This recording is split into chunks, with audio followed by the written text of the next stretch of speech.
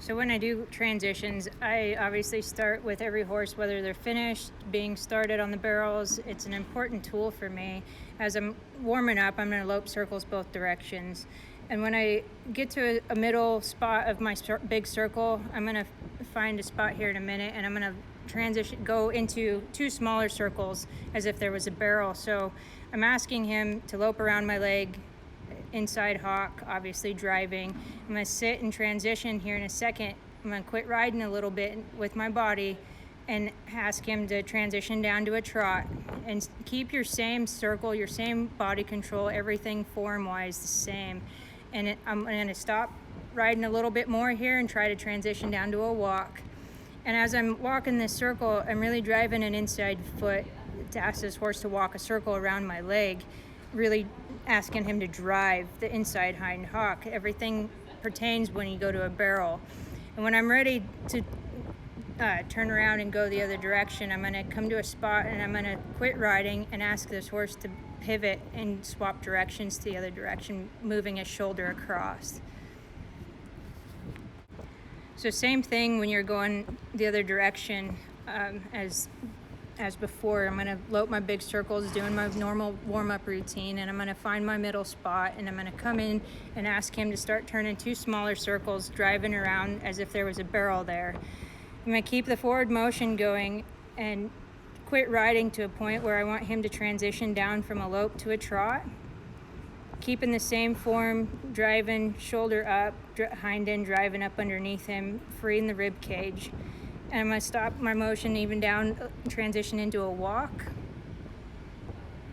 And it's real important to try to keep this horse's body control the same, because even though there's not a barrel there, when I put the object in front of him and pertain this to obviously a barrel in training, it's going to be the same position, the same concept of everything. I never want my forward motion in a turn to stop.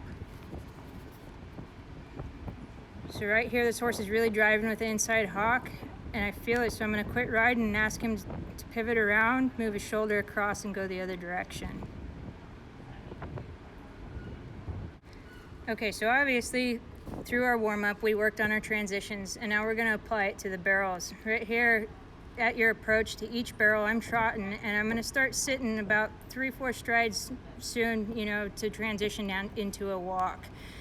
This is real important. Obviously, there's times we all need to stop a horse, but I feel like if your transitions are smooth, it helps the approach to your turn and also helps you the smoothness and keep that forward motion throughout your turns. I don't ever want a horse to hurry a turn. I know I'm definitely guilty of it. I get some, training new horses and stuff, colts, and getting them ready to be a barrel horse. I get these horses sometimes wanting to leave a turn too soon, and the transitions just help me keep that forward motion and keep every step where it needs to be and smooth.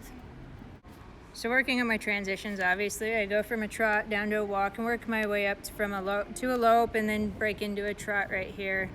And obviously you can, depending on your horse, this colt's a futurity horse, so he's a little bit more advanced than some. I will go ahead and take some of these colts around the barrel a couple times if need be through that transition to help smooth it out and to help apply it. But I work this transition all the way from a trot to a walk, up to a lope, to a trot, and even at a higher, gallop down to a